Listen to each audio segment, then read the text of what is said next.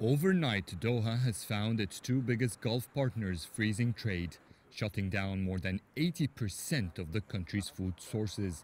This economic siege aimed to put pressure on Qatar to accept their political terms, but so far that hasn't been successful. It is not possible for a simple reason.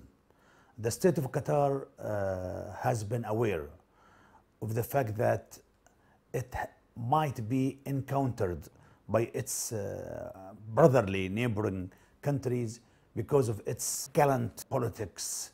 Therefore, since 2010, the country has been taking lots of measures to secure this. An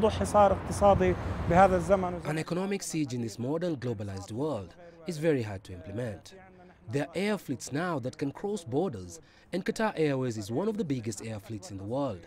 In addition, there are many countries like Turkey who are ready to transport food supplies in less than 20 hours. Doha has formed a list of alternative sources to replace these countries and is ready to start shipping right away. The news created panic during the first couple of days. Shelves that used to have fresh milk, dairy products, rice and canned food became empty. Yet as the days passed, the queues at supermarket chains disappeared. Most of the people who joined this stacking flight will now stay for weeks, maybe more than a month without buying. Qatar responded quickly, but the process was complicated.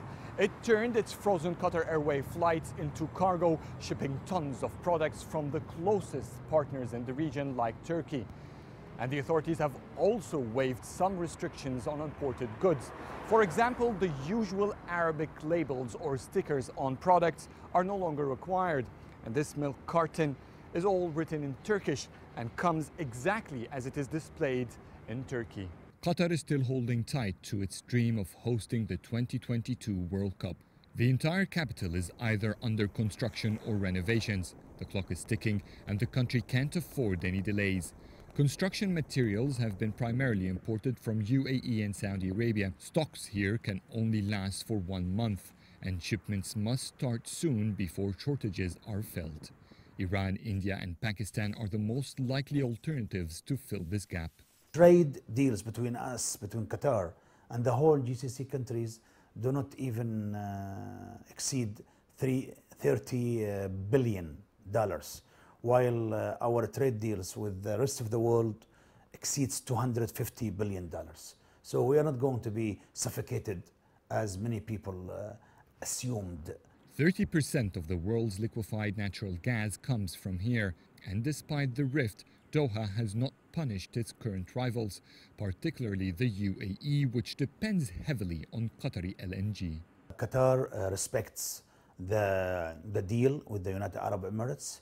We don't want to stop the gas flow to the United Arab Emirates because we are concerned about our cousins, our relatives in the United Arab Emirates. Qatar's investments abroad are estimated at nearly $500 billion, with extremely diversified portfolios from real estate to banks in the world's wealthiest countries. Adel El Mahrouky, CGTN, Doha, Qatar.